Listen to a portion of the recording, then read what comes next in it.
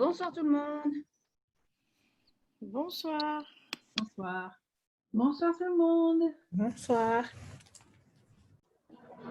Merci d'être là ce soir. Bienvenue. On a eu une journée bien énergique encore aujourd'hui, avec plein de choses qui se sont passées dans le club Famille ailleurs. Et c'est un vrai plaisir de partager ce début de soirée avec vous. Vous êtes là parce que vous êtes peut-être déjà membre du club, donc je reconnais des têtes qui sont déjà membres.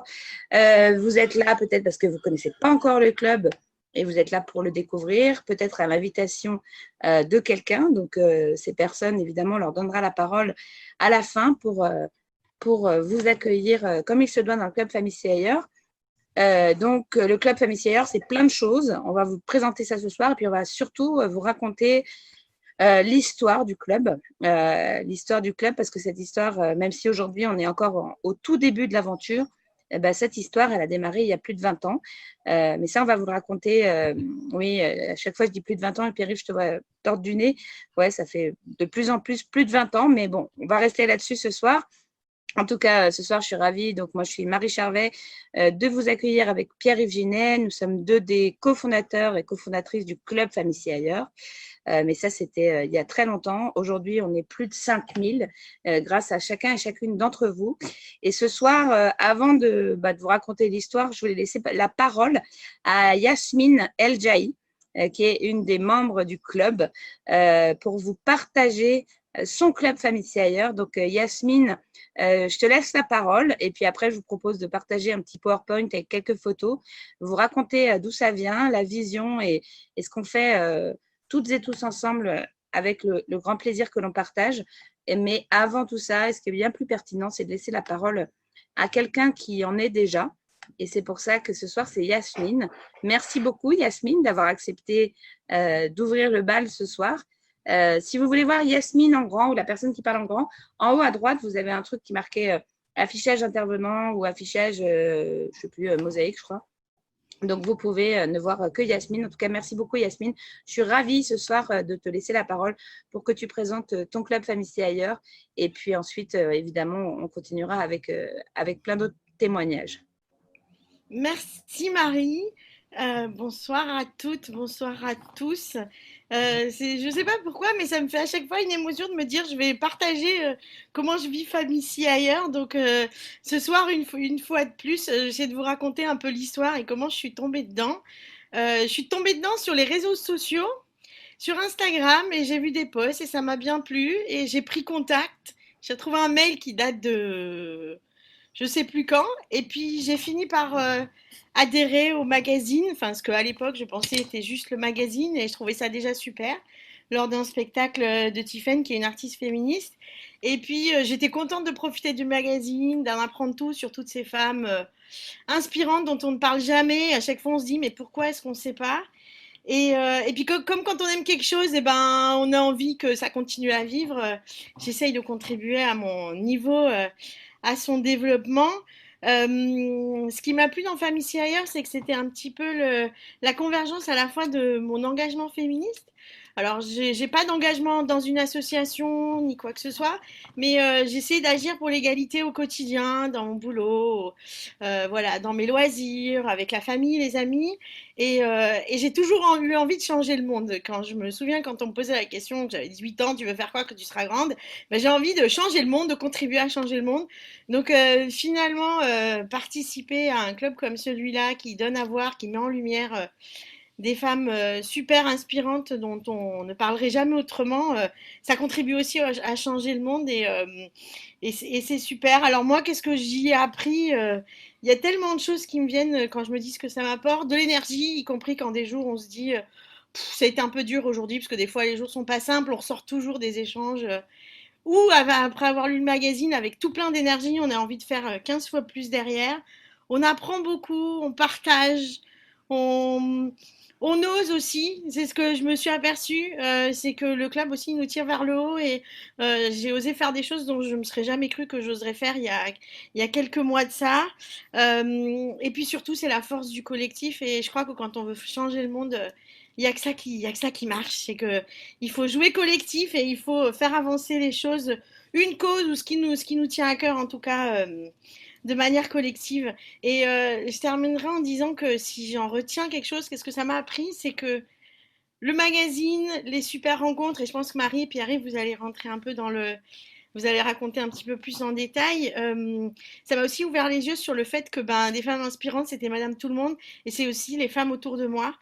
Toutes les femmes que j'ai rencontrées dans le club, desquelles j'ai appris et qui m'ont aussi poussé vers le haut, mais les femmes autour de moi, dont je m'étais jamais posé la question, ah bah tiens, mais c'est génial ce qu'elle fait, et pourquoi on parle pas d'elle, mes amis, ma maman, ma sœur, ma grand-mère, enfin voilà. Donc ça m'a aussi ouvert les yeux là-dessus et ça m'a fait grandir en tout cas dans mes valeurs sur ce point-là. Et j'espère que vous serez nombreux et nombreuses à nous rejoindre après cette présentation. Merci Marie et Pierre-Yves de m'avoir laissé ouvrir le bal parce qu'après tout, je me dis le bal, les festivités, si on était dans un bar, ce serait festif et ce serait sympa. Donc on peut dire que c'est comme si on faisait la fête. Merci à toi, surtout Yasmine, de partager ton Femmes ici ailleurs, parce que c'est ça qui est le plus important, que vous ayez bien en tête. Chacun, chacune vit Femmes ici ailleurs comme il ou elle l'entend. Femmes ici ailleurs, en fait, on va raconter un petit peu, parce que là, tu nous as parlé beaucoup d'inspiration, de visibilité. Et c'est vrai que Femmes ici ailleurs, à l'origine, c'est ça. À l'origine, donc, c'est… je vous l'ai dit, excusez-moi, j'ouvre le PowerPoint en même temps, c'est bon. Est-ce que tout le monde voit? Oui. C'est donc une aventure collaborative porteuse de valeurs. Et tu l'as dit, le collectif est très important. Femmes ici ailleurs, aujourd'hui, c'est un club qui représente en fait, c'est un réseau national et international de femmes et d'hommes qui portent des valeurs communes, des personnes comme Yasmine, comme moi, comme Pierre-Yves et comme vous toutes autour de cet écran, vous toutes et tous partons, et surtout des personnes qui viennent d'horizons très différents. Et ça, c'est assez génial, en fait, vous allez voir, de rencontrer des gens d'horizons différents qui nous apprennent au quotidien beaucoup de choses. Le Club Femmes ici ailleurs est également le réseau exclusif de diffusion du magazine Femmes ici ailleurs, qui met en lumière tout ce que font et sont les femmes, et également d'un blog collaboratif. Le Club Femmes ici ailleurs, c'est également des rendez-vous réguliers, et en ce moment très réguliers par Zoom, comme ce soir, d'échanges, d'événements, d'émissions, de rencontres en ligne. Il y a eu un avant le confinement, il y a eu un pendant le confinement, et il y aura un après le confinement, et puis évidemment la suite. Et puis le Club Femmes ici ailleurs, c'est également une opportunité professionnelle totalement innovante et porteuse de valeurs. Ce ne sera pas l'objet de la présentation ce soir, puisqu'on fait en alternance un mardi sur deux la présentation du club et la présentation plus détaillée de l'opportunité professionnelle. Mais c'est un des éléments du club. Ce club, en fait, je vous l'ai dit, en fait, l'aventure, plutôt pas le club, parce que le club est encore très récent, mais l'aventure, elle a démarré il y a plus de 20 ans. Et elle a démarré, alors vous allez trouver ça un peu bucolique ou romantique, mais elle a démarré là, sur les hauts plateaux de l'Himalaya. Elle a démarré grâce au travail de Pierre-Yves Ginet, qui est avec nous ce soir. Et Pierre-Yves, je vais te laisser la parole. Aujourd'hui, tu es co-rédacteur en chef du magazine Femmes ici ailleurs. Et pas que, bien sûr, puisque en tant qu'un des membres fondateurs du club, évidemment, tu le fais vivre. Mais Pierre-Yves, l'histoire, elle a commencé là. Donc, je vais te laisser la parole puisque c'est toi qui en as écrit les premiers chapitres. Ouais, les premiers chapitres, il y a 23 ans. Bonsoir à toutes et tous. Alors oui, c'est vrai que dire que c'est né sur le toit du monde, ça fait un peu argument marketing. Moi, ça me fait toujours marrer. Mais sauf que c'est vrai, en fait. Donc, il n'y a pas d'argument. J'étais photojournaliste, grand reporter, et je travaillais sur l'occupation du Tibet par la Chine depuis 1950. Et comme tous mes confrères et consoeurs qui travaillions sur cette question, franchement, on se focalisait principalement sur les hommes. Comme l'information qu'on peut lire aujourd'hui un peu partout. Et puis, j'ai passé plus de 2 ans de ma vie avec les Tibétains et les Tibétaines. Et puis, je peux dater le début de cette aventure. C'est le 10 mars 1997. Je suis à Dharamsala, qui est la capitale du Tibet en exil, en Inde. Et je participe, je suis en tant que photojournaliste à une manifestation des Tibétains pour leur indépendance, leur autonomie, etc. Et je vois un groupe de femmes dans le cortège des manifestants, et ce groupe de femmes, c'était des religieuses. Alors j'avais déjà croisé quelques nonnes tibétaines, et je les croise, et je dis tiens, qu'est-ce qu'elles font là? Puis elles ont l'air vraiment d'avoir la pêche dans leurs revendications. Et bien m'en a pris ce jour-là, j'ai décidé d'aller en rencontrer certaines, dont celle qui est en flou, là, un petit peu, qui s'appelle Lobsang Dolma, et qui étaient des religieuses tibétaines qui étaient toutes d'anciennes prisonnières politiques. C'est toutes des femmes qui avaient passé en moyenne 3 ans en prison en Chine avant de fuir leur pays pour aller se réfugier en exil. Et je vais les rencontrer, j'écoute leurs témoignages et l'une, la deuxième, la troisième, etc. Et à chaque fois, c'était « Waouh, mais qui c'est cette fille ? Quelle force elle dégage, quelle puissance elle dégage ?» C'était assez exceptionnel. Et je décide de me lancer sur un reportage très honnêtement au départ d'une quinzaine de jours, en me disant que j'allais me faire une pige, très franchement, parce que c'était un sujet qui n'était pas vu, et que j'allais travailler une quinzaine de jours sur ce groupe de résistantes tibétaines qui étaient passées par la case prison.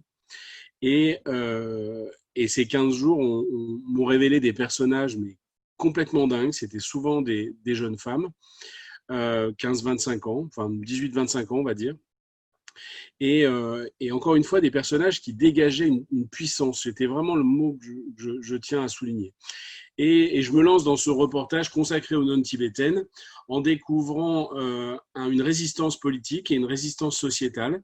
La société tibétaine, contrairement à ce qu'on croit, n'est pas du tout une société égalitaire.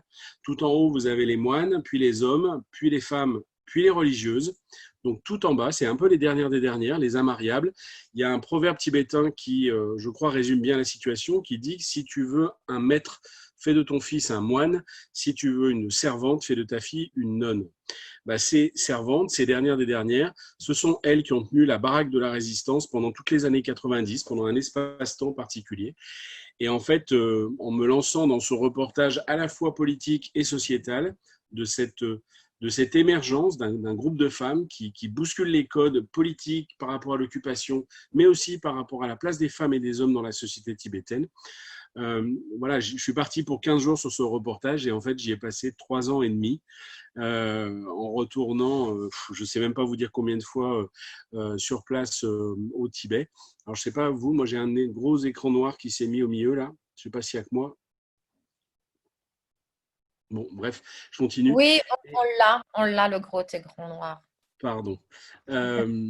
Et donc, j'ai passé 3 ans et demi de ma vie sur ce reportage qui a été incroyable. Et puis, ça m'a amené aussi, en proposant mes reportages aux médias français et internationaux, à ne pas comprendre certaines choses, à être confronté à globalement un désintérêt. Alors, on peut se dire, c'est parce que c'est le Tibet, c'est loin, c'est là-haut, c'est foutu, le Tibet, etc. Mais il y avait autre chose, c'est-à-dire qu'en fait, les journalistes, femmes et hommes que j'avais en face de moi, étaient très intéressés par les tortures qu'elles avaient subies en prison, mais par tout leur combat, par leur puissance, par la force de ces femmes, finalement pas beaucoup, et parce qu'elles étaient en train d'amener. Arrive 2001, 3 ans et demi sur un sujet, c'est long, ça devient un peu pathologique, j'avais de la peine à m'en dégager, j'étais fourré tout le temps là-bas et je voulais y retourner. Quelques problèmes de sécurité, vous savez que la Chine est un grand pays de liberté de la presse, et je ne pouvais plus trop aller là-bas, et notamment ça mettait en danger les personnes avec qui je travaillais. Je ne veux pas rentrer trop dans cette question ce soir. Donc 2001, je dois arrêter ce reportage. Et je vais voir la directrice du Centre d'histoire de la résistance et de la déportation de Lyon, avec qui j'avais déjà collaboré. C'est un très très grand musée à Lyon qui présente beaucoup d'expositions de photographie, en tout cas qui présentait. Et je lui propose un projet un peu dingue en lui disant écoute, voilà, j'ai fait ça sur les Tibétaines. En fait, des équivalents des femmes comme ça en lutte, il y en a partout. On ne les voit pas beaucoup. Est-ce que tu es partante pour un grand projet au long cours qui s'appelle Femmes en résistance ? Et je me suis lancé dans ce projet avec le Centre d'histoire, donc avec des historiens et des historiennes. Un projet qui m'a emmené dans là vous avez 25 pays à peu près, mais qui m'a emmené dans une trentaine, quarantaine de pays autour du monde pour aller témoigner des luttes menées par des femmes sur des enjeux politiques, sur des enjeux sociétaux, sur des enjeux de santé, sur des enjeux de pauvreté, etc., à travers le monde, mais toujours avec des femmes en première ligne pour pouvoir changer le monde, comme le disait Yasmine tout à l'heure. Certaines connues, la plupart totalement inconnues, la plupart ne rentreront jamais dans l'histoire. Et Et ce projet donc, que j'ai mené, les dernières photos datent de 2014, je crois, où je suis retourné pour la deuxième fois au Rwanda notamment, a donné lieu à des expositions qui ont circulé en France, dans le monde même, dans une quinzaine de pays en tout, sous différents formats, et un livre, etc., etc. Et j'ai arrêté de travailler avec la presse assez rapidement parce que ça leur parlait pas. Et concrètement, dans les expositions qu'on montait, il y avait énormément de monde. Donc voilà, je vais pas témoigner ce soir de tous les pays et de toutes les milliers de femmes que j'ai eu le privilège de rencontrer, mais je voudrais faire un focus sur deux de ces reportages. Le premier, c'est au Pérou, où je me suis rendu en 2005-2006 à la rencontre de cette femme que vous voyez là à droite, qui s'appelle Hilaria Supa-Waman. Hilaria, donc au Pérou, qu'est-ce qui s'est passé? Vous avez, c'est l'Amérique latine. Vous le savez, l'Amérique latine, le rôle de l'Église catholique est très fort là-bas, et c'est un continent où les droits reproductifs, et notamment le droit à l'avortement, est extrêmement faible, on va dire. Et concrètement, c'est bien joli les discussions entre les politiques et les évêques, mais concrètement, quand vous allez dans les campagnes, il y avait quelque chose de tout simple, c'est qu'il y avait trop d'enfants, une croissance démographique trop forte, et les infrastructures ne suivent pas assez d'écoles, pas assez d'hôpitaux, pas assez etc., etc. Et donc, vous avez le gouvernement qui est dirigé à l'époque par Alberto Fujimori, on est en 1995, qui décide de lancer une grande campagne, je vais mettre plein de guillemets, de planning familial, qui va être en fait, une campagne de stérilisation massive qui va toucher principalement les Indiennes Quechua et Aymara, donc dans les montagnes en fait. Et c'est une campagne qui va toucher 331 608 femmes en l'espace de 5 ans et qui va rester à peu près cachée, en tout cas au niveau national, jusqu'à 2001. Et puis, cette femme, en fait, à droite, là, Hilaria, donc, qui est une petite femme des montagnes, même si elle était élue, en fait, elle voit ses voisines, elle voit ses copines, elle va sur le marché, c'est la photo que vous avez en bas à gauche, et sur des marchés comme ça, où vous pouvez avoir 1000 femmes, il y a quasiment la moitié qui ont été stérilisées, et elle va faire du porte-à-porte de 96-97 à 2001 pour essayer d'embarquer certaines des femmes qui ont été victimes de ce processus d'État avec elle pour aller, grosso modo, c'est pas très organisé, hein, c'est un petit peu eh oh les copines, on peut pas laisser ça comme ça, il faut que ça se sache, il faut se révolter. Elle est suivie par les autorités, par les forces de police. Je ne vais pas tout détailler, mais quand elle arrive dans un village, il faut bien penser, on est dans les Andes, hein, quand on passe d'un village à un autre, ça peut être une journée de bus pour atteindre l'autre village, et quand elle rentre dans une maison, en fait, suite à son départ, vous avez les forces de police ou les officiels du village qui viennent. Attention, si ta femme suit Hilaria, tu vas perdre ta terre, tu vas perdre ton emploi, etc., etc. Ça a même été jusqu'à des menaces avec des flingues à la main. Donc, elle ne va pas réussir à mobiliser beaucoup, mais elle va quand même mobiliser 12 femmes. La moitié d'entre elles ne savent ni lire ni écrire. 12 femmes qui vont accepter de descendre avec elle à Lima, la capitale, pour aller témoigner en 2001. Devant la justice, devant la police et devant les médias. L'affaire fait grand bruit. C'est à ce moment-là qu'on a une fuite du ministère de la Santé qui nous apprend ce nombre exact de 331 608, puisque les gynécos qui pratiquaient ces opérations envoyaient un fax tous les soirs au ministère avec les noms des personnes qui avaient été opérées. Bref, l'affaire fait grand bruit, puis l'affaire fait flop. Derrière, personne ne s'en occupe, et notamment au niveau international. Il y a peu d'ONG au niveau international qui les aident. Elle reprend son bâton de pèlerin, elle recommence, et elle va réussir à convaincre un groupe d'une vingtaine de femmes dans son village d'Iscuchaca, qui est à 1 heure de Cusco, la grande capitale andine, de se réunir entre elles et de se lancer dans ce combat de façon plus organisée, en fait. Elles vont créer une association, ça peut sembler rien du tout, mais l'association a été refusée plus d'une vingtaine de fois. Certaines femmes sont allées à l'école apprendre à lire, à écrire dans l'optique de se lancer dans cette création d'association et dans ce combat. Trouver un avocat, ça a été une galère infernale. Elles se sont fait escroquer par je ne sais pas combien d'avocats jusqu'à identifier un avocat et une avocate de Lima qui ont été absolument formidables avec elle, etc., etc. Donc vraiment un chemin, on tombe, on s'écorche les genoux et on repart. Et ça a été comme ça pendant des années. Je ne vais pas vous faire toute l'histoire, mais vous dire que ça s'est terminé par un jour, j'ai reçu un message d'une proche d'Hilaria qui me dit Pierre-Yves, envoie vite tes photos. Je n'ai pas réfléchi, j'ai tout envoyé. Et j'ai reçu des images peu de temps après.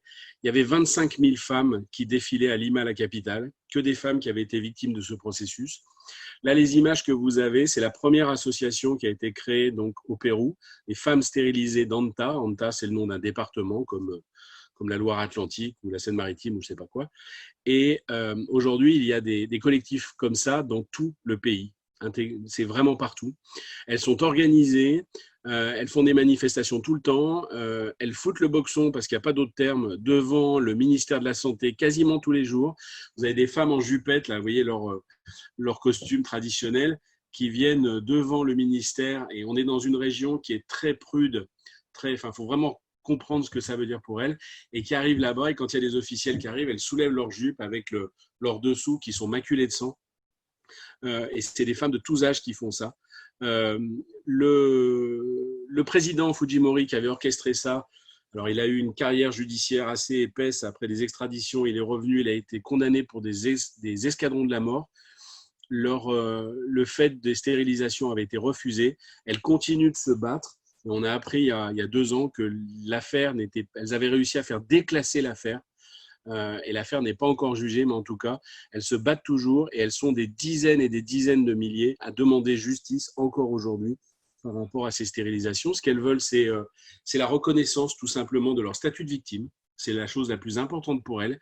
Reconnaître que l'État péruvien, avec des complicités internationales et notamment des financements de certaines ONG, a été à la manœuvre de cette stérilisation massive.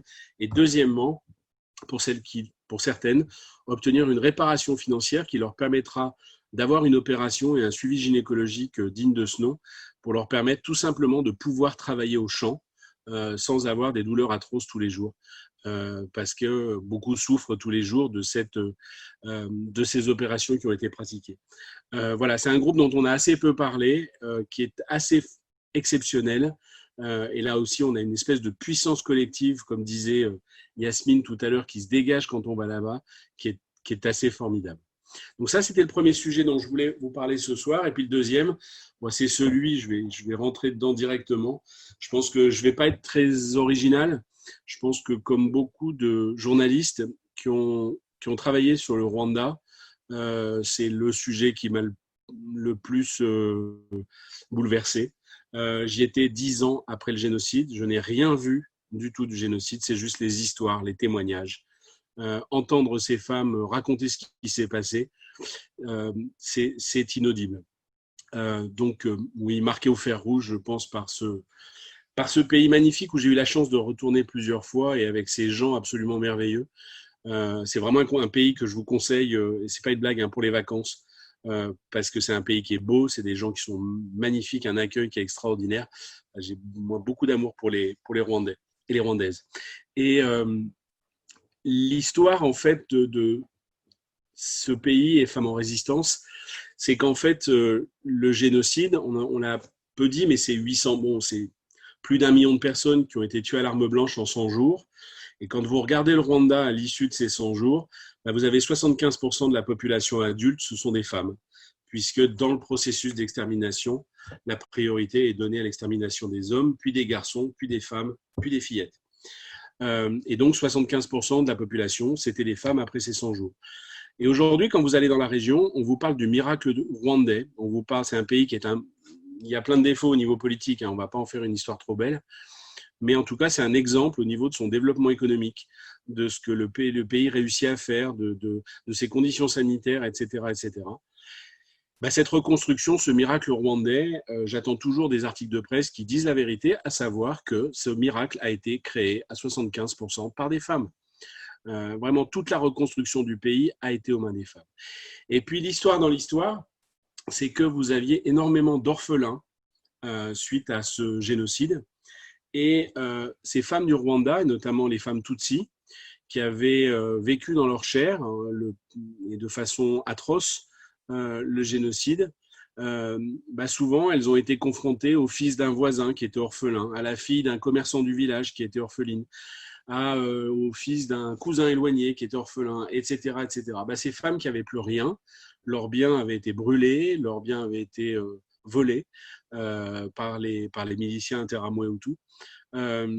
Ces femmes qui avaient vraiment plus rien, mais qui étaient nues dans tous les sens du terme, elles ont adopté 1, 2, 3, 4, 5, 10, 15, 20, 25, jusqu'à 27 enfants.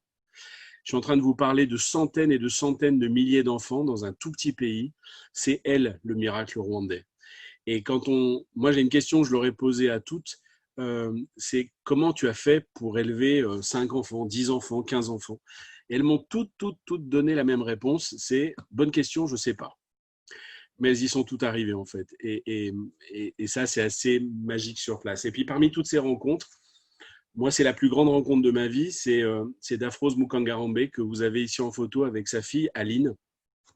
Je suis pas d'humeur ce soir, je vous avoue, à raconter toute son histoire du génocide.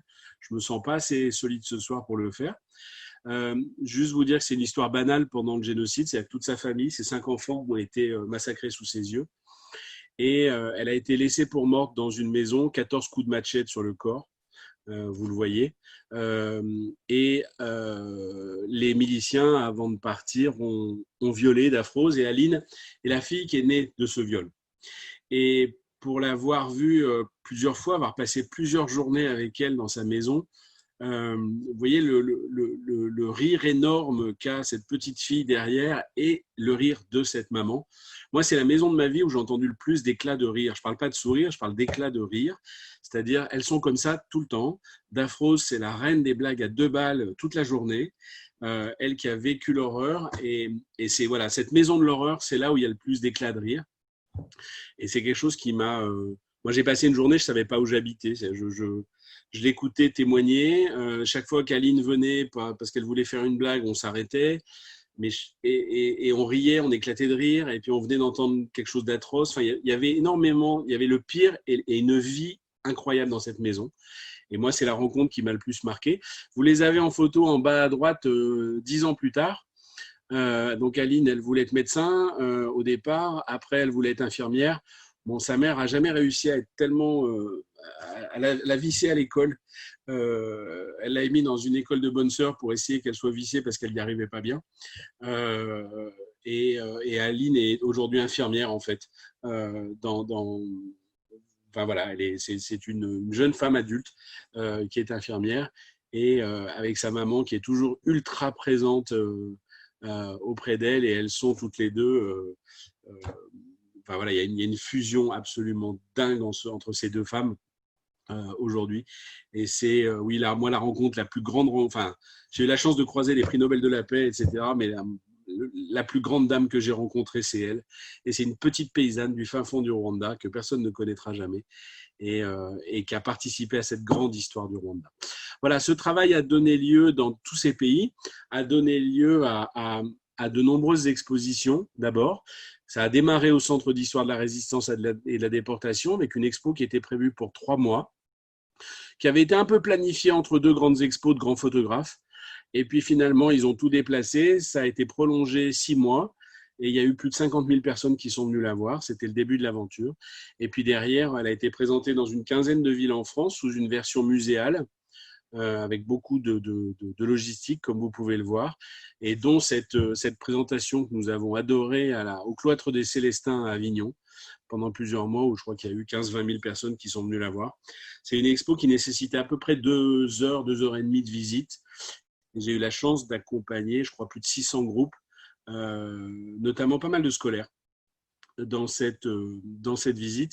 Et il y avait quelque chose qu'on voyait, vous savez, dans ces grandes expositions là, de photographes où on parle tout doucement devant les photos, vous avez toujours un livre d'or à la fin. Et les livres d'or étaient remplis, mais vraiment, les gens faisaient la queue, ils voulaient témoigner.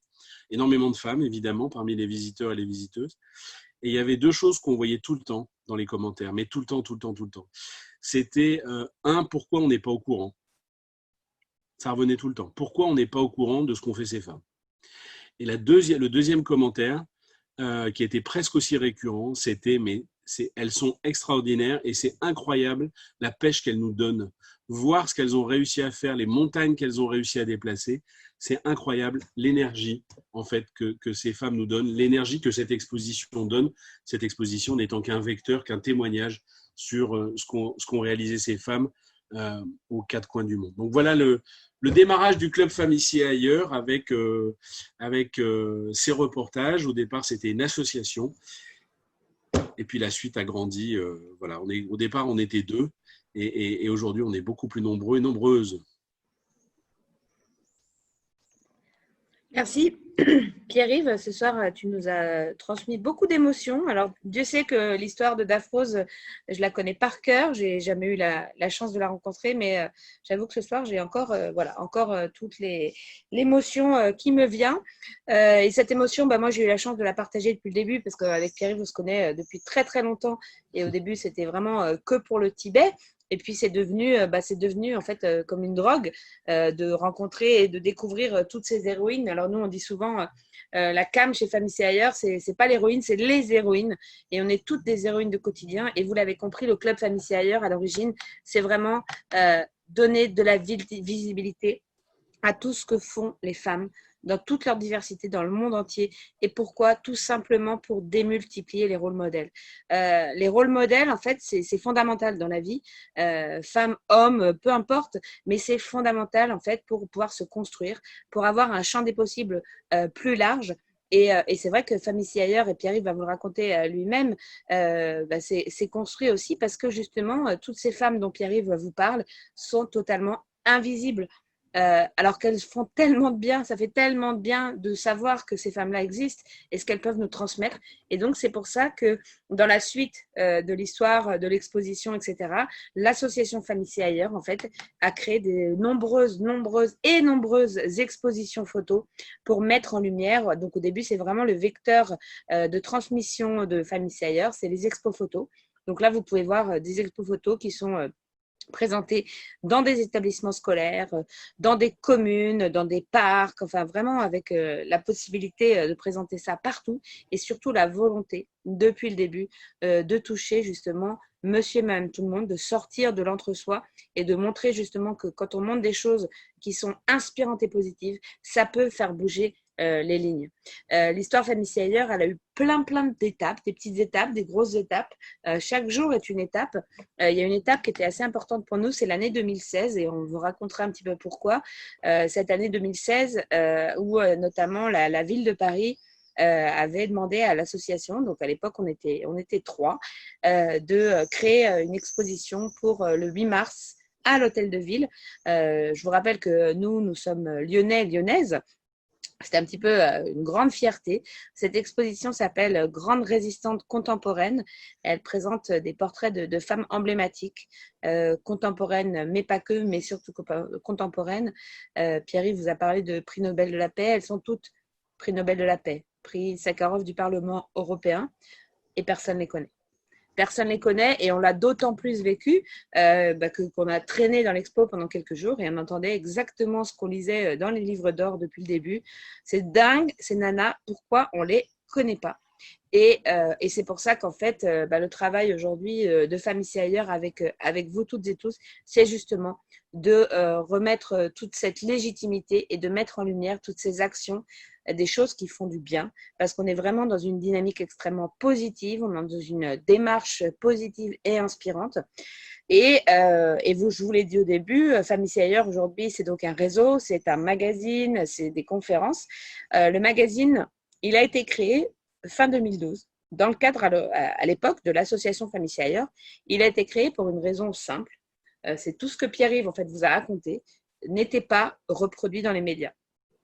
Dans les médias, Pierre-Yves, les reportages, et Dieu sait qu'on l'a vécu en tant que copain, c'était toujours tronqué. Et je vais te laisser la parole, Pierre-Yves, en tant que journaliste, juste pour redonner les chiffres, et puis ensuite on reviendra sur l'histoire Femmes ici ailleurs, mais les chiffres justement de la visibilité, de la présence, de la présentation surtout des femmes dans les médias aujourd'hui.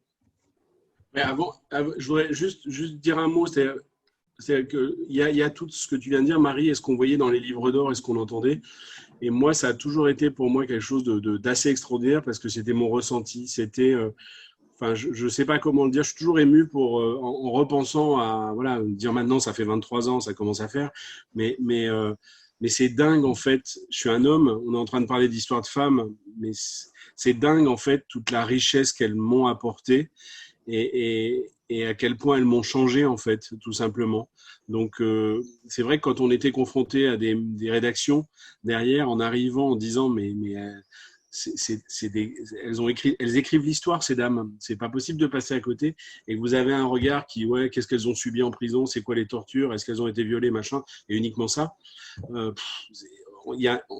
On se parlait plus, en fait. Et c'est pour ça que moi j'ai arrêté de travailler avec la presse. Et puis après, on a eu au début, c'était un ressenti, puis après on a eu les premières informations qui sont sorties, c'est-à-dire et les premières données. Et les données que je vous donne là, c'est celles de l'Observatoire mondial des médias qui mesure à intervalles réguliers comment l'information parle des femmes. Là, on n'est pas sûr, est-ce que ce sont des hommes journalistes et des femmes journalistes, ce qui est un autre sujet très légitime. On est sur de qui l'information nous parle, de quoi l'information nous parle. Si on prend les médias traditionnels, radio, presse écrite et télé, dans 76% des cas, l'information nous parle d'hommes quand elle n'est pas neutre.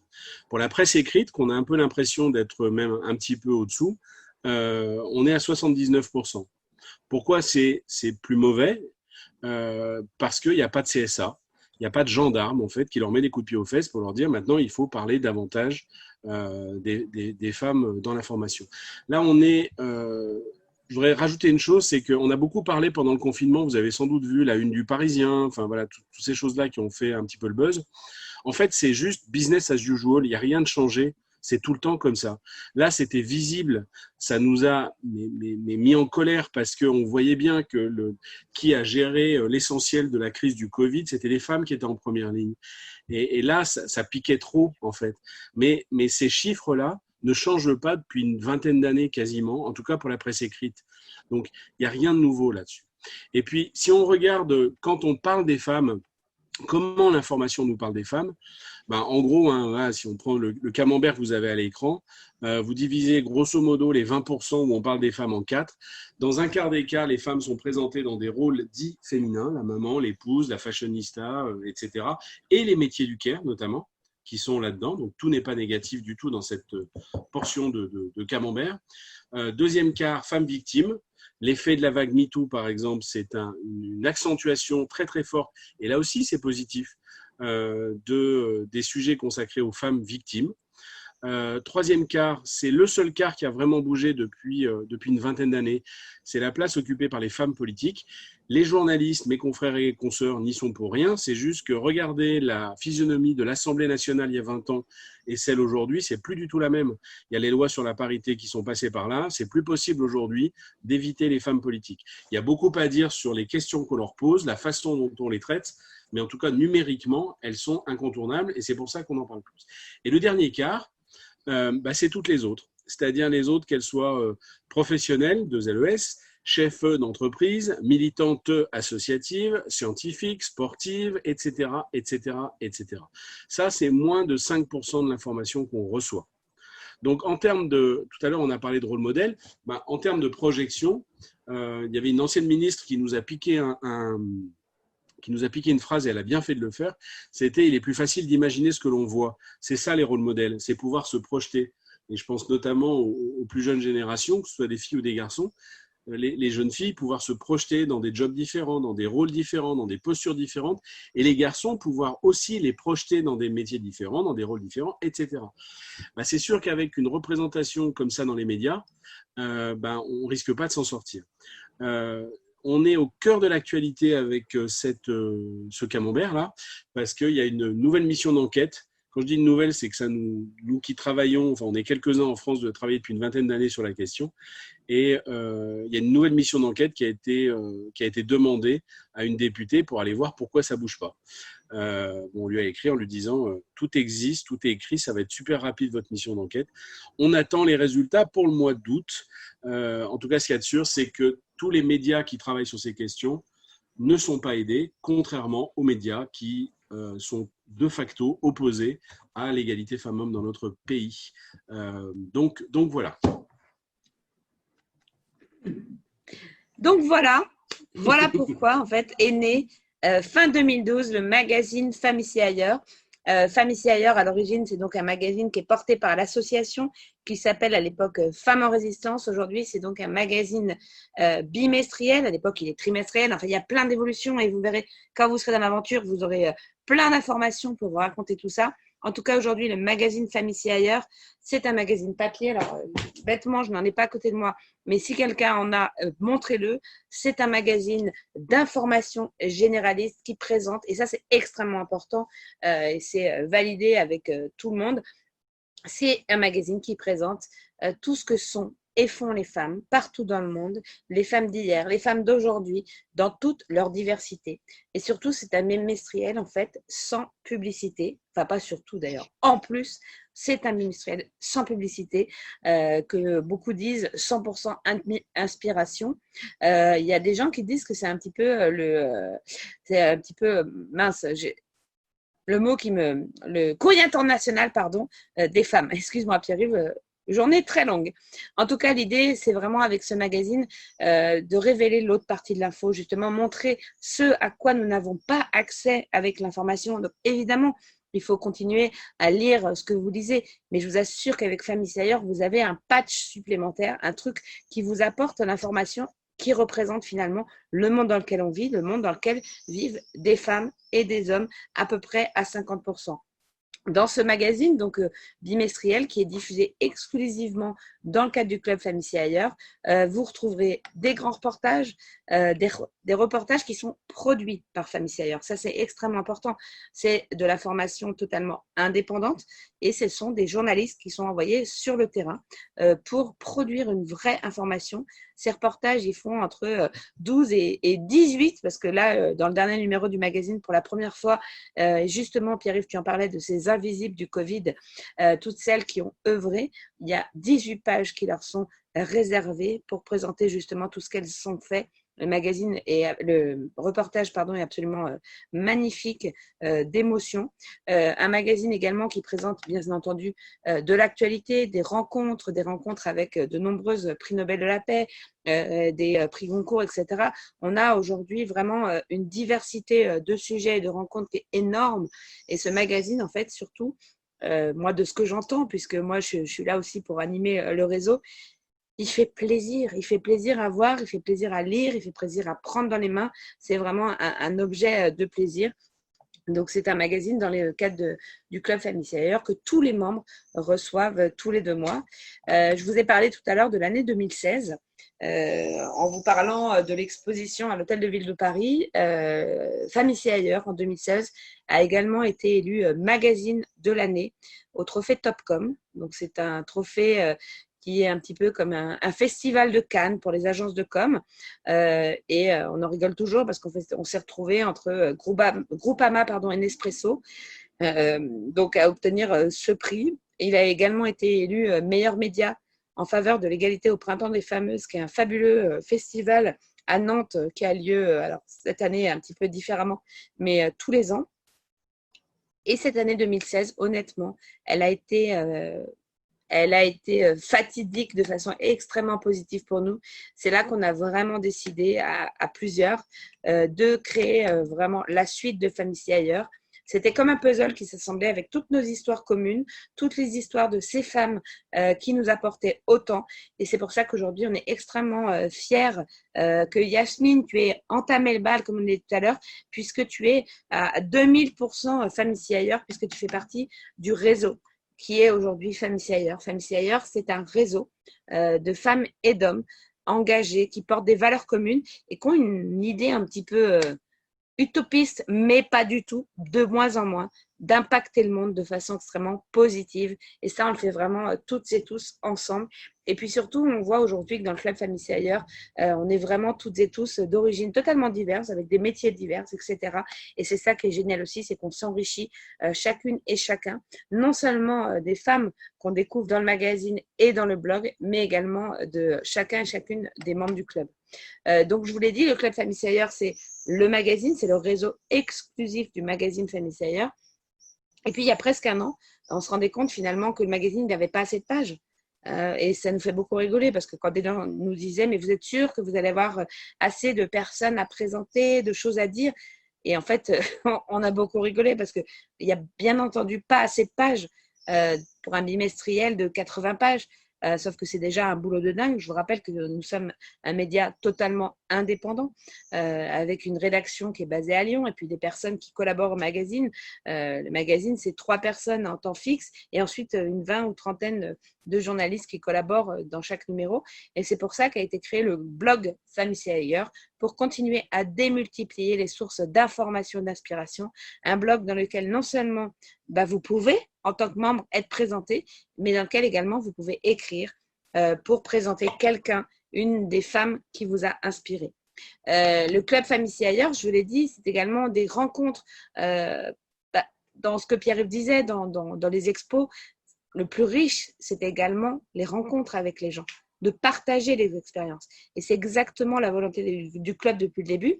Donc, avant la période qu'on vient de vivre, évidemment, c'était des rencontres exclusivement en présentiel, même si on essayait un petit peu de démultiplier le numérique. Donc là, c'était une rencontre avec Martin Winkler l'année dernière. Martin Winkler qui avait répondu à l'invitation de Muriel Salle, qui est une des membres leaders du club. On a eu la chance de partager également avec Vandana Shiva. Avec là, on était vraiment 50 membres du club, très exclusif. Donc avec cette volonté toujours de l'échange. On est vraiment dans un mode échange.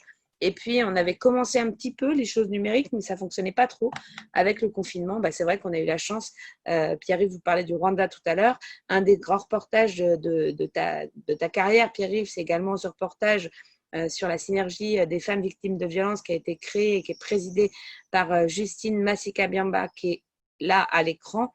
Et Justine nous a fait le bonheur de partager 3 moments d'échange avec des personnes par Zoom. Donc là, vous imaginez qu'on est confiné. Elle est dans son bureau à Goma, en RDC, et nous, on est plus de 200 à l'écouter et à partager avec elle et à pouvoir lui poser des questions. Et c'est ça aussi la force du Club Femmes ici et ailleurs, c'est la transmission et l'échange. On a eu l'occasion également, pendant le confinement, d'échanger avec Laura André Boyer, qui est instructrice d'astronaute, qui est donc l'instructrice de Thomas Pesquet. C'est juste hallucinant. En fait, elle était en direct de Cologne. Je vous parle de ces 2 grandes, mais il y en a eu plein d'autres. Et c'est ça que propose le Club Femmes ici et ailleurs. Dès demain, avec différents packs, etc. Mais je vous assure que quand on se retrouve à plus de 200 autour de ça, c'est absolument énorme. Évidemment, dès que possible, les rencontres en présentiel vont reprendre et continuer. Et encore, je suis en train de reprendre mes mots, puisque j'ai vu que Marjorie, tu étais avec nous ce soir, et Marjorie, tu as déjà organisé une rencontre à Pornic avec Françoise et d'autres pour partager votre Femme ici ailleurs. Je sais qu'à Paris, il y aura un pique-nique dimanche soir. Enfin, voilà, Femme ici ailleurs, c'est tout ça. C'est de l'info, c'est de la démultiplication de rôles modèles. C'est des rencontres, c'est de se faire des copines, des copains, c'est rentrer dans un réseau et le faire de façon extrêmement positive. On se marre, on grandit ensemble on le fait. Et puis c'est également, je vous l'ai dit tout à l'heure, un nouveau modèle de diffusion d'informations. Je ne sais pas si vous suivez l'actualité, la presse va très mal en France. On a un système de diffusion qui est basé exclusivement sur 2 diffuseurs. Il y en a un qui a été mis en liquidation judiciaire. Avec le Club Femmes ici ailleurs, nous inventons toutes et tous un nouveau modèle de diffusion de l'information qui offre une opportunité professionnelle à des centaines de personnes.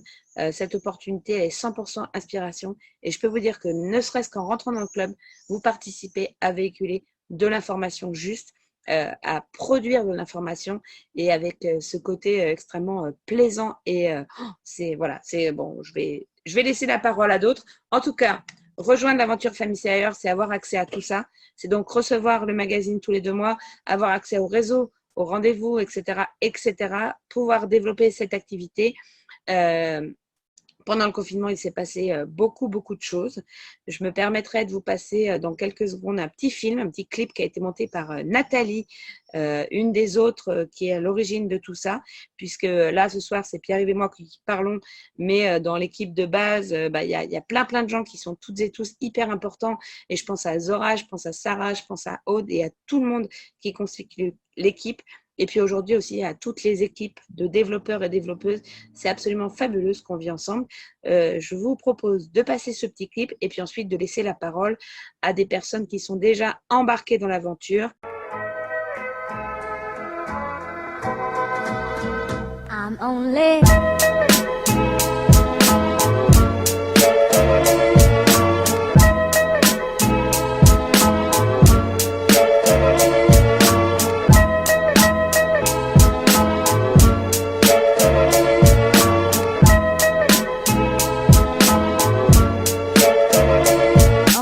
one step.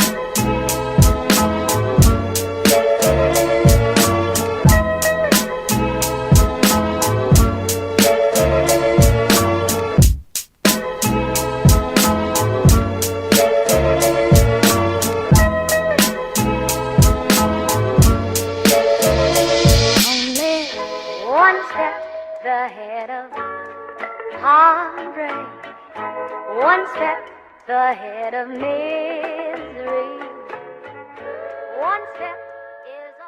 Ouais, clairement, on a envie d'applaudir en fait tout ce qu'on a vécu, d'applaudir, de le vivre ensemble. Et je voudrais vraiment vous laisser la parole maintenant. Donc, si vous voulez qu'on fasse ça de façon démocratique, vous mettez un lever la main.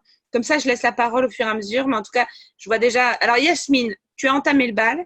Est-ce que je peux te laisser la parole encore 2 minutes pour nous conclure sur ce que ça t'apporte aussi d'embarquer les gens dans cette aventure Family ailleurs? Alors, je ne sais pas si je vais faire tout à fait ce que tu me demandes, mais en fait, Aucun problème. Family ailleurs se faire dans le chat.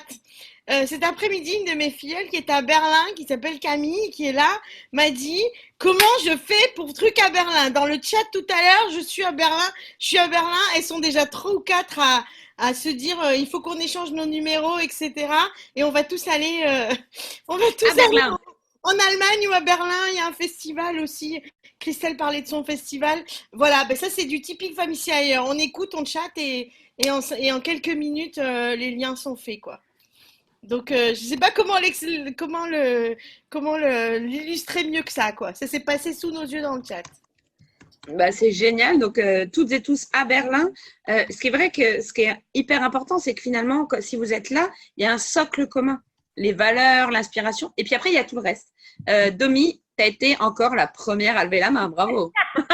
Est-ce que tu as invité des gens ce soir? J'adore. J'ai invité des gens ce soir. Je suis particulièrement contente parce que j'ai une amie d'enfance à moi que je connais depuis très très longtemps qui est là, que ça fait longtemps que je n'ai pas vue, mais je suis ravie de la voir. Salut Martine. J'ai une autre amie aussi, une belle amie de Sabrina qui est là aussi avec une autre copine Agnès. Et puis je crois que j'ai Christine aussi et j'ai une nouvelle filleule qui s'appelle Jacqueline depuis ce matin, qui fait partie du club depuis ce matin et je suis ravie de l'accueillir. Jacqueline, je ne sais pas où tu es, je ne sais pas si on te voit, mais en tout cas, je suis ravie que tu sois avec nous. Voilà Jacqueline, salut ma belle. Donc voilà, je suis ravie. Moi, ce que je veux dire, c'est qu'à chaque fois, alors j'ai assisté pratiquement à toutes ces présentations, je ne pense pas en avoir raté une, mais à chaque fois, je suis toujours très émue par ce que tu dis, Pierre-Yves, ce que tu dis, Marie, et la vidéo qu'on voit, etc. Et c'est vrai que Family ailleurs, je le dis à qui veut m'entendre, hein, j'en ai saoulé plus d'une, n'est-ce pas Sabrina,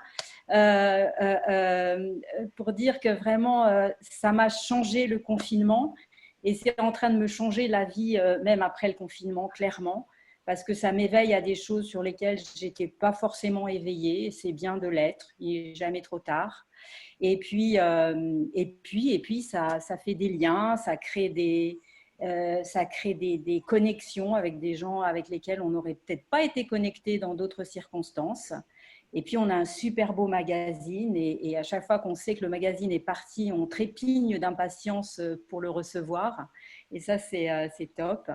Et moi, je disais que ça m'a aidé, ça m'a réapproprié la parole. Et je trouve ça bien pour moi perso.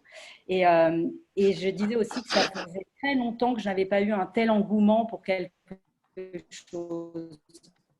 Et c'est bien d'avoir un engouement pour quelque chose, et notamment pour Family ailleurs. Donc, merci à vous, vraiment, vraiment. Et ceux qui ne nous ont pas encore rejoints, je vous invite à le faire le plus vite possible. Voilà, merci beaucoup. Merci à toi, Dominique. À chaque fois, tu mets des frissons. Ce qu'il faut entendre, ce qui est génial ce soir, ce qui se passe, c'est qu'en fait, je vous ai parlé d'un nouveau modèle de diffusion de l'information. Le modèle, il est basé sur la recommandation. Donc, si vous êtes là et que vous avez été invité par quelqu'un, c'est quelqu'un qui vous veut du bien. Et c'est ce que fait Dominique. Et j'ai vu qu'il y avait Brigitte aussi. Brigitte t'en a parlé. C'est vraiment quelqu'un qui vous veut du bien. Et c'est ça qui est génial, c'est de le vivre ensemble. Est-ce que quelqu'un d'autre, alors avant que je désigne des gens de façon totalement autoritaire. Excuse-moi Marie, juste 30 secondes, je n'ai pas dit que j'étais là. Et je suis là surtout grâce à Brigitte aussi, qui m'a traînée presque de force. Et je la remercierai jamais assez. Merci beaucoup. C'est ça qui est génial, en fait, c'est qu'en fait, au début, on ne sait même pas tellement pourquoi. Et finalement, Oui. Quand on est rentré dedans, on arrive en fait pour l'aventure et on reste aussi pour le collectif. Et je vous assure que ce collectif, il est fort et c'est assez énorme. Sophie, bonsoir. Vous avez, ou alors on se tutoie au sein du club. Tu as levé la main. Je te propose de. Oui, bonsoir. Bonsoir. Écoutez, je suis ravie de vous retrouver parce que le magazine, je l'ai découvert en fait il y a un an. J'étais dans la salle d'attente d'un sage-femme, enfin pas pour moi, mais voilà, je me suis reconnue. Je me suis dit, mais ça, oui, ça c'est moi, ça c'est moi. Après le club, je découvre depuis très très peu de temps puisque j'ai regardé déjà la présentation sur YouTube samedi. J'étais emballée. Alors entre-temps, j'ai eu des événements pas forcément drôle depuis mai 2019, des événements à traverser, à affronter, ce qui fait que je n'ai pas pu m'intéresser de plus près au club.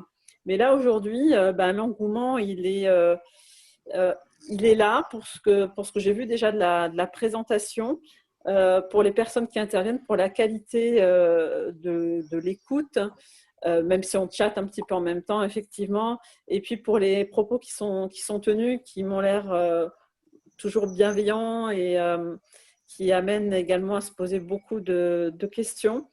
Donc voilà, ma rencontre avec Femmes ici ailleurs, c'est beaucoup d'émotions et je suis ravie. Et je ne sais pas, excusez-moi, je ne sais pas exactement en quoi consiste l'aventure, mais moi, quand je vois votre enthousiasme, j'ai envie de participer à cette aventure.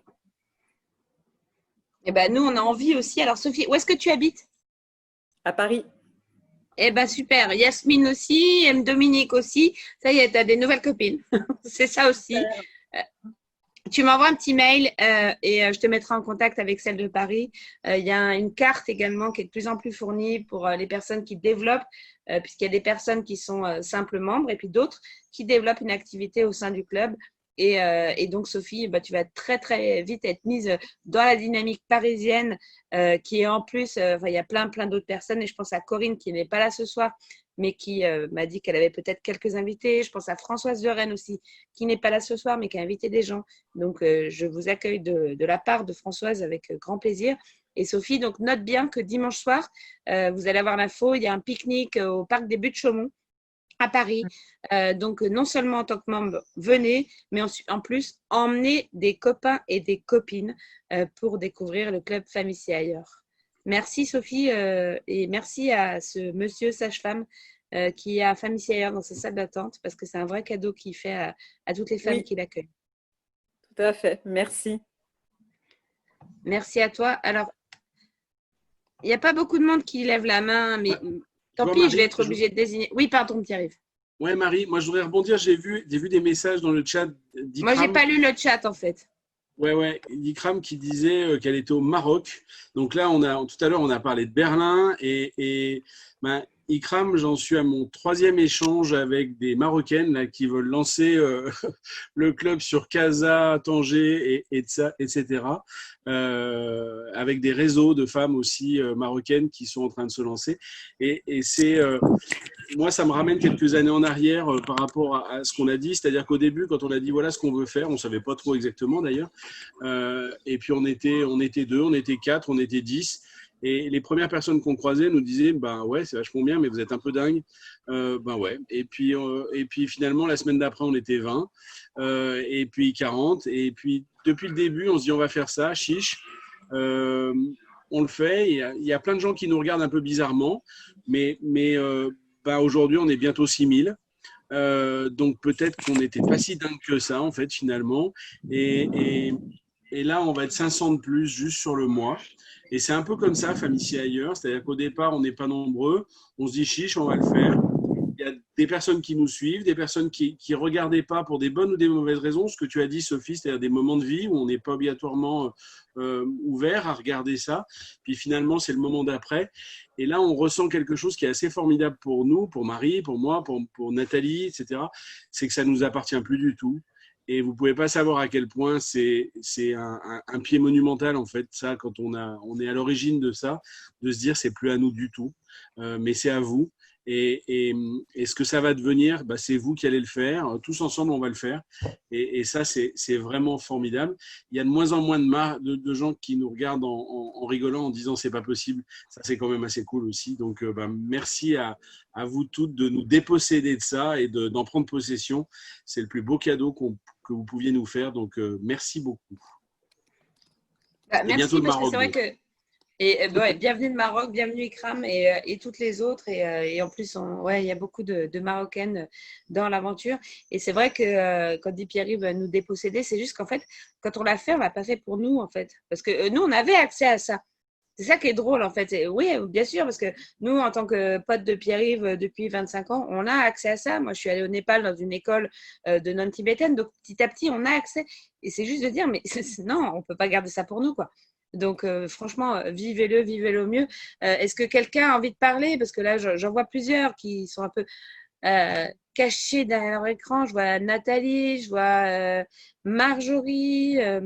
J'essaye de faire le tour. Alors, Dominique, Marjorie, tu rigoles. Je ne sais pas si tu as envie de parler. Et On parle encore ou non? Je vais arrêter là. J'ai parlé comme d'habitude. En tout cas, dans le club, chacun et chacune peut prendre la parole. Évidemment, personne n'est obligé, mais si vous le souhaitez, je vois Adwen aussi qui est là. Si vous avez invité des gens ce soir, n'hésitez pas à leur dire pourquoi vous les avez invités. Mais si vous n'avez pas envie de parler ce soir, eh ben, c'est comme ça.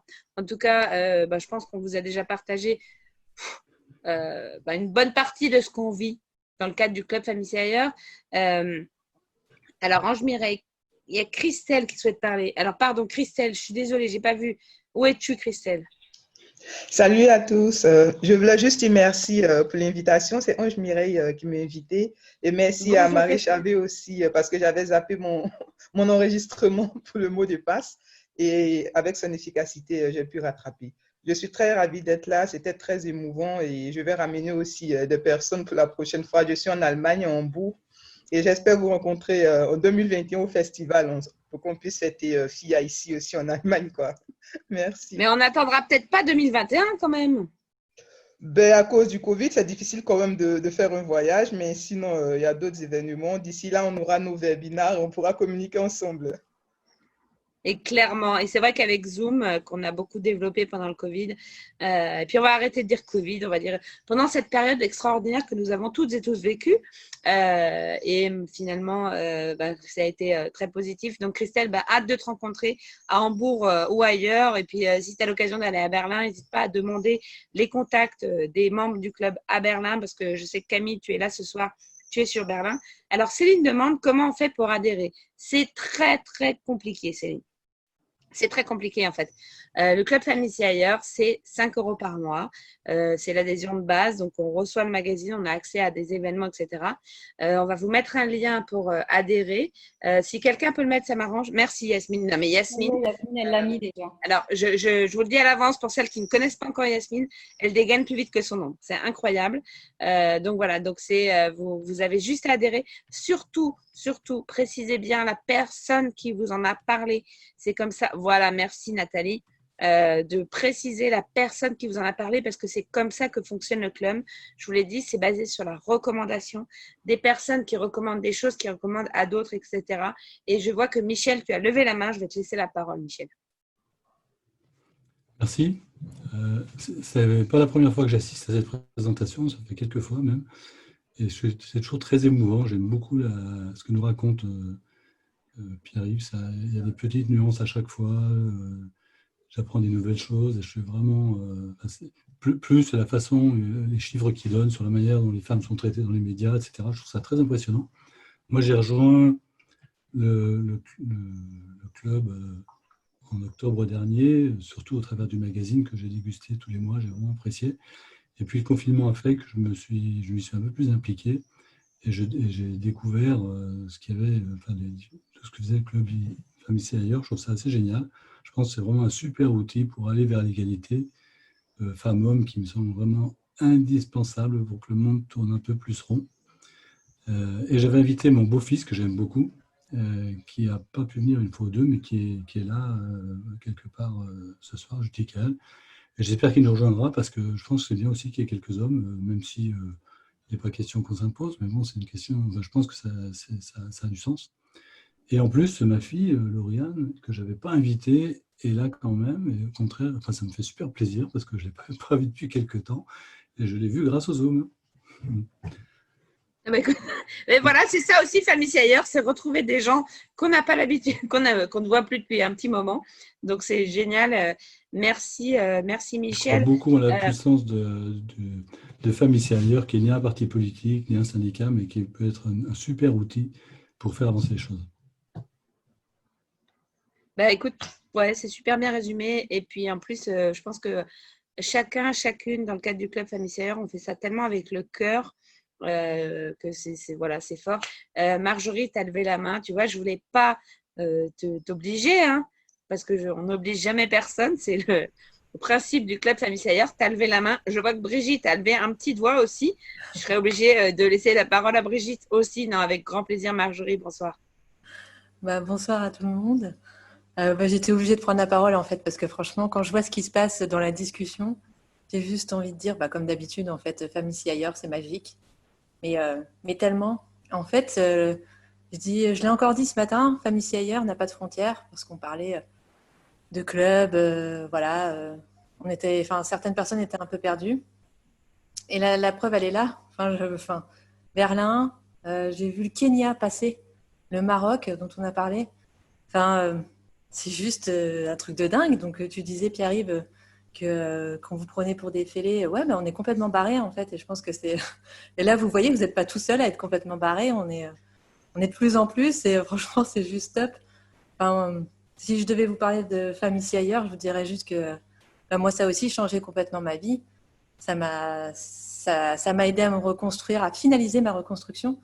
Et voilà, puis j'ai pas du tout envie d'arrêter. Et à chaque fois que je fais une visio comme ça avec tout le monde, je reprends tellement d'énergie, c'est tellement positif que je sais pourquoi je suis là en fait, et je sais pourquoi on est tous là. On est là pour faire avancer les choses, lever les barrières, on est là pour pousser les frontières. Il n'y a pas de frontières en fait même. C'est juste magique, magique. Voilà, humain et magique. Il n'y a pas plus beau que ça, je pense.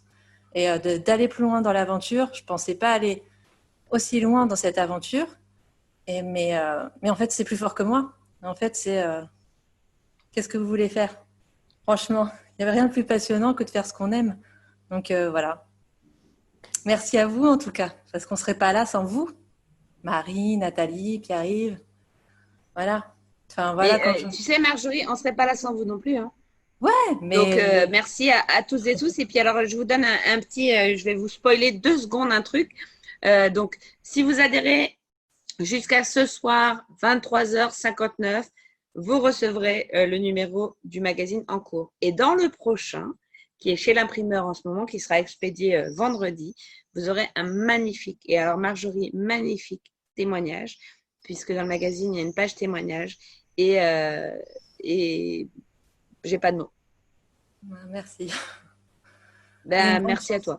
C'est une grande chance que vous me donnez, donc c'est un rêve qui se réalise. Voilà, donc merci. Merci à toi d'avoir mis autant de sincérité dans tes mots. Et donc, en fait, je vous ai dit, dans le magazine, il y a des reportages, des rencontres, etc. Et il y a une page, alors il y a des pages club, en fait, qui présentent des membres du club aussi, qui font vivre le club ou pas. Et puis, il y a une page témoignage et voilà. Je n'en dirai pas plus. Mais en tout cas, c'est très, très beau ce que tu as partagé, Marjorie. Et merci de ta confiance de l'avoir partagé dans le magazine Famille Ailleurs. Et je vois ta Bichette derrière. Salut, ma belle. Voilà, Famille Ailleurs, c'est aussi une grande famille. Moi, je suis fan d'enfants, donc quand ils arrivent, je leur dis bonjour. Je crois que c'est Mathilde, hein, c'est ça, je ne me trompe pas. Hein. Bonsoir. Bonsoir.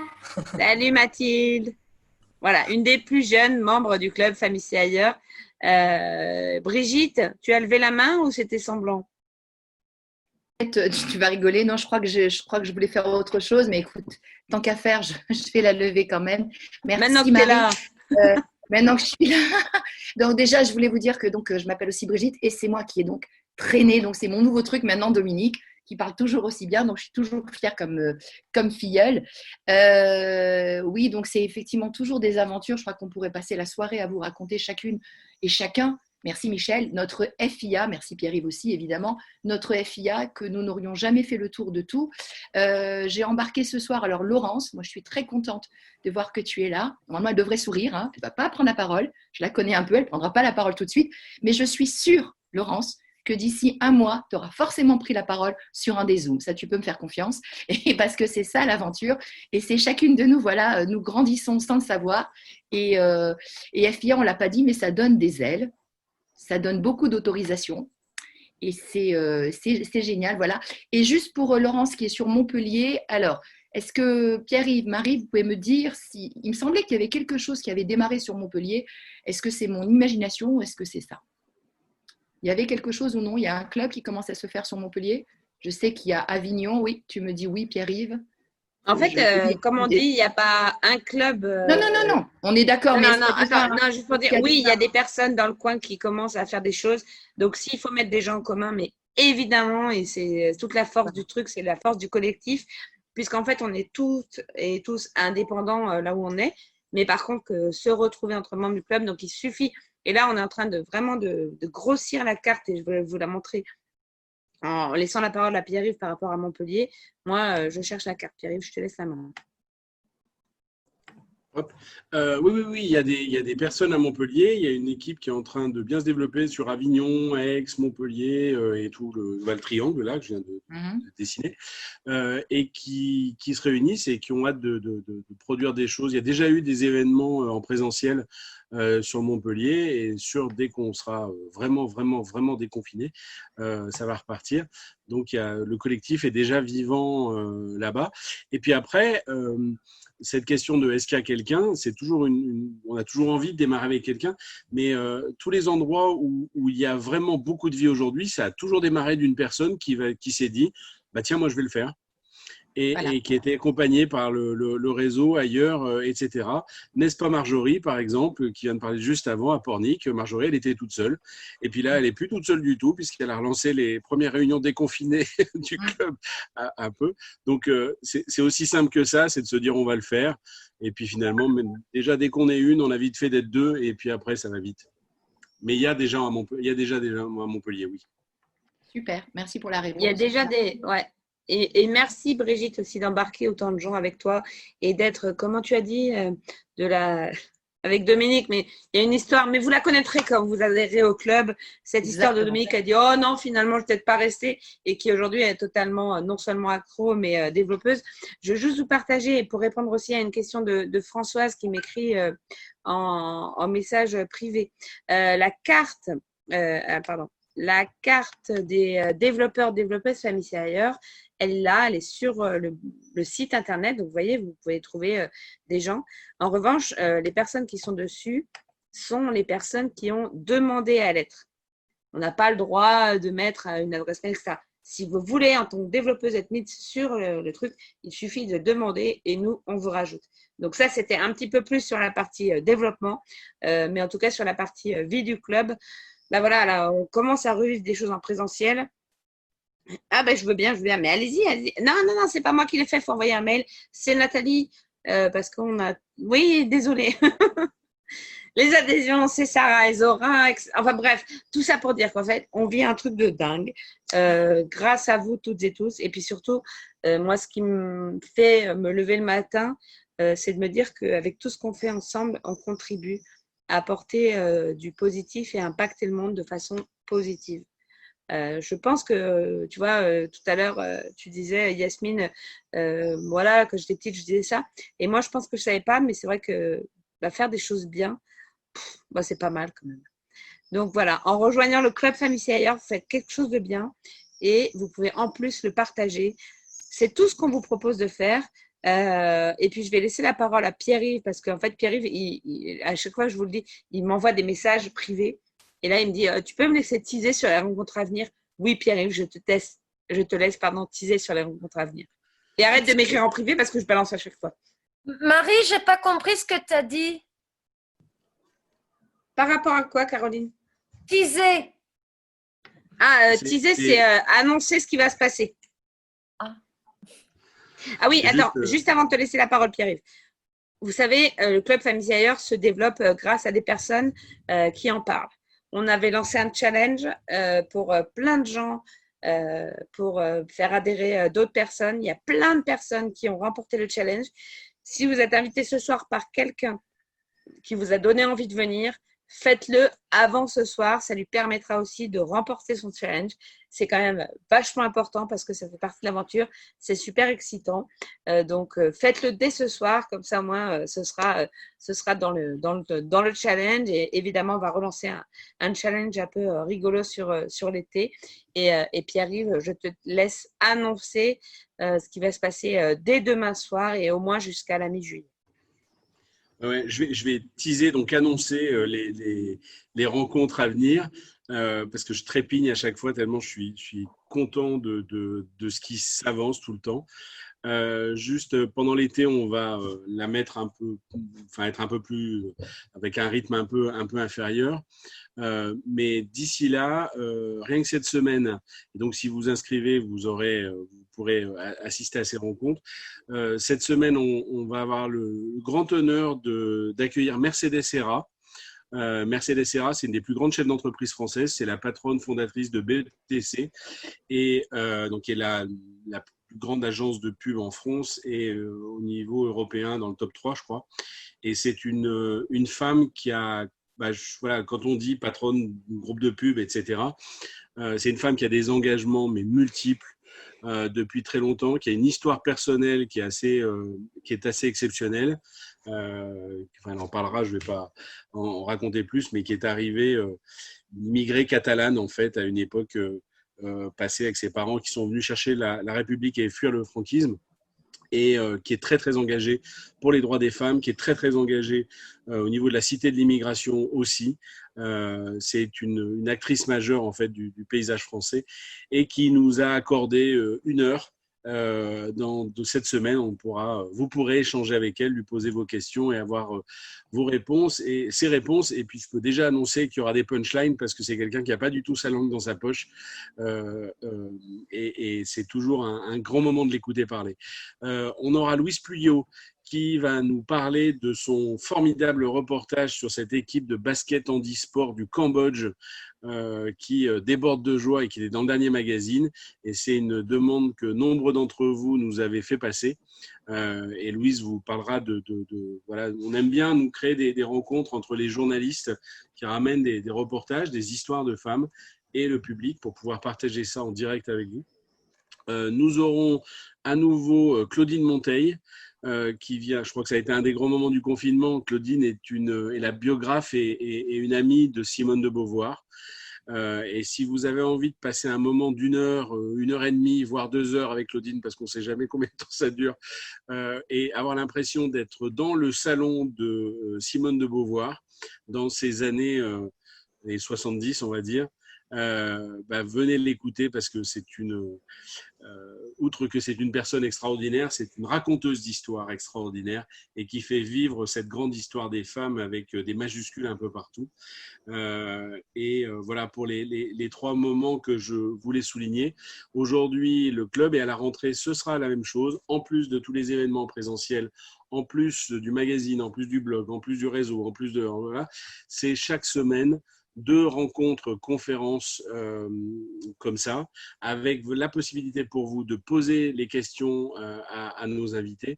Et c'est également un atelier de développement personnel au sens très large du terme, Et je crois et aussi des ateliers philo.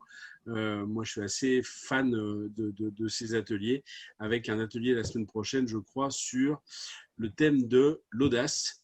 Oui, c'est l'audace. C'était mon desiderata de début d'été. Et c'est assez génial à vivre, vraiment. Donc voilà, d'ici l'été et à la rentrée, on vous promet là, je ne vais pas teaser, je ne vais pas annoncer, mais il y a des grosses surprises déjà en programmation pour la rentrée. Et on espère très rapidement aussi vous permettre d'accéder à des replays, à des podcasts, c'est-à-dire pouvoir regarder ou écouter tout ça en différé au moment où vous le voulez, si à l'instant T, vous ne pouvez pas être en live pour suivre les rencontres. Donc, en tout cas, on bosse beaucoup là-dessus et on va y arriver. Donc là, je me suis lancé, je l'ai dit, on est obligé de le faire. C'est comme d'habitude, comme ça que ça marche chez nous. Donc là, tu l'as dit, Pierre-Yves, donc c'est ce qu'on prévoit pour la rentrée. Il va y avoir différents packs, etc., pour permettre à chacun et chacune de choisir ce qu'il veut ou ce qu'elle veut. Ce ne sera pas forcément sur la rentrée, mais plus octobre-novembre. Merci Pierre-Yves d'avoir spoilé. Mais non, mais c'est toujours, en fait, voilà, le problème, c'est ce que je disais tout à l'heure, c'est que quand les gens me disaient « Mais vous êtes sûr que vous allez avoir ces trucs pour raconter ?» En fait, il y en a bien évidemment beaucoup trop. Voilà, donc on essaye de trouver tous les moyens pour que cette inspiration soit diffusée au maximum. En tout cas, voilà, je vois ce que vous êtes en train d'écrire, j'essaye de lire. Je dis bravo à celles et ceux qui vous ont invité ce soir. Comme je vous l'ai dit en rigolant tout à l'heure, c'est des gens qui vous veulent du bien. Au début, on ne sait pas trop, mais je vous assure que quand on rentre là-dedans, c'est comme on met le doigt dedans et on ne peut pas en ressortir parce que c'est juste parce que ça fait du bien. Donc, imaginez-vous en fait d'avoir accès à une super, je sais pas, un super produit qui fait du bien au corps. Bah là, ça fait du bien au corps et à l'esprit. C'est ce que nous, on vit depuis plus de 20 ans et c'est ce qu'on vous propose et ce que vous propose surtout les personnes qui vous ont invité ce soir. Donc voilà, j'espère que vous aurez envie de nous rejoindre et surtout d'en parler aussi autour de vous.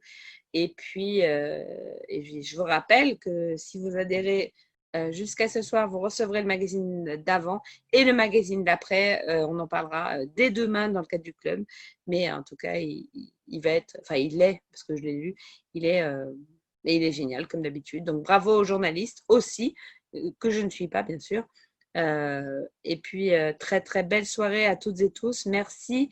Merci Marjorie, merci Yasmine, merci Dominique. Merci Yasmine aussi d'avoir pris le courage d'entamer le bal ce soir. Il y a 15 jours, c'était Miwan. Merci Miwan. Il y a 15 jours, c'était Marjorie et Clémence qui présentaient l'opportunité professionnelle. Comme l'a dit Pierre-Yves tout à l'heure, aujourd'hui, le truc, c'est plus non, c'est plus nous. Et tant mieux, parce que c'est pas très intéressant si c'est juste nous. Donc, faisons ça ensemble, continuons à construire ça ensemble.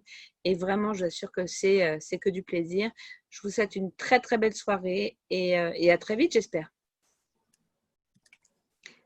Merci. Moi, je fais plein de gratitude à Il, Valérie et plein de gratitude à Camille. Merci Camille. Merci. À très vite. Bonne soirée. Bye bye. Merci. Voilà, en plus, ça part dans tous les sens. Là, il y a Berlin, Lille, Montpellier. Bonne soirée. Merci. Bon amusement.